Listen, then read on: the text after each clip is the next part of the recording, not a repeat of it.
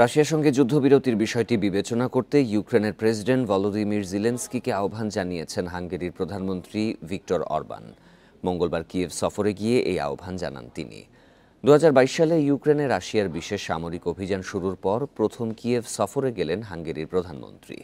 তিনি রুশ president Vladimir পুতিনের ঘনিষ্ঠ মিত্র হিসেবে পরিচিত। বরাবরই কিয়েভে অস্ত্র পাঠাতে অস্বীকৃতি জানানো সহ মস্কোর বিরুদ্ধে নিষেধাজ্ঞা সমালোচনা করেন ভিক্টর অরবান। এদিকে সরকার উৎখাতে ষড়যন্ত্র নস্যাতের দাবি করেছে ইউক্রেন, আর এর পেছনে রাশিয়ার হাত থাকতে পারে বলে জানিয়েছে দেশটির নিরাপত্তা সংস্থা এসবিইউ। সোমবার টেলিগ্রাম পোস্টে তারা দাবি করে 30 জুন কিয়েভে বড় আকারের দাঙ্গা বাঁধানোর পরিকল্পনা করেছিলেন অভ্যুত্থানের আয়োজকরা।